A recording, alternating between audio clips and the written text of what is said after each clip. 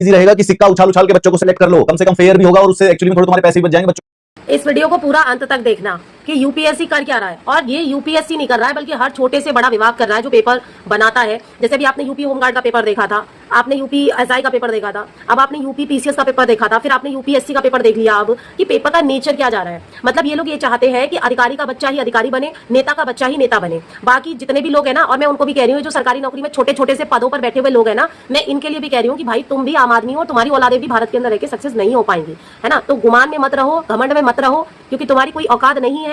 अगर तुम 40-50 हजार रुपए की भी सरकारी नौकरी कर रहे हो ना, तो तुम भारत के अंदर किसी लेवल पर आते नहीं हो, क्योंकि यहाँ अधिकारी का बच्चा अधिकारी बनेगा और नेता का बच्चा नेता बनेगा। यूपीएससी ने ये साबित कर दिया। और इस वीडियो को ना यूपीएससी तक जरूर शेयर करना।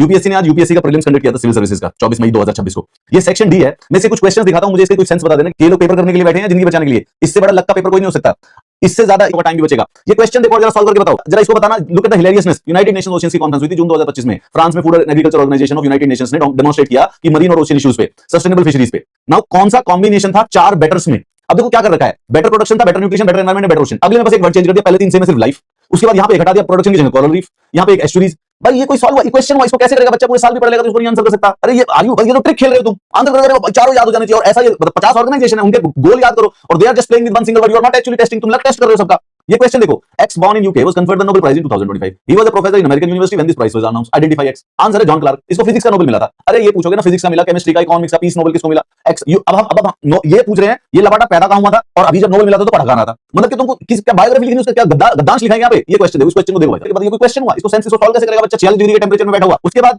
ये लो, इस क्वेश्चन को कोई सॉल्व करके बता दे कोई बच्चा। पहले तो छोड़ो करंट अफेयर। 2007 से 2010 का यूनाइटेड नेशंस का पीस कीपिंग ऑपरेशन कौन सा है, और ये छोड़ो, उसके बाद मैच करना है। अगर पूरे देश के अंदर किसी बच्चे छोड़ो यार, ये यूपीएससी के चेयरमैन और यूपीएससी के मेंबर अगर ये बता दे तो भाई साहब भगवान का सहाय।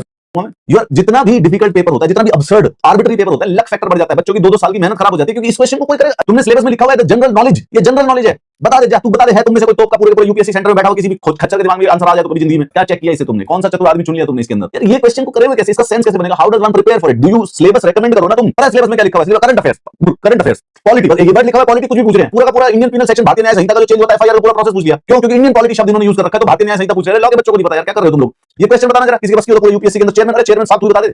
First plan Vivo certified reducing emission from deforestation and forest degradation red plus project in India blah blah blah blah blah blah. अरे इनका फायदा क्या हुआ dude? Identify, give us the syllabus, give us the correct syllabus, recommend the books, god damn it, make this exam fair, stupid arbitrary thing which you have conducted. ये क्या है? इससे बच्चे तुक्के मारेंगे, फेल होंगे, 2-4 5 साल जिंदगी बर्बाद होगी। You people are mad, you people are literally gutting the whole country, you are stupid.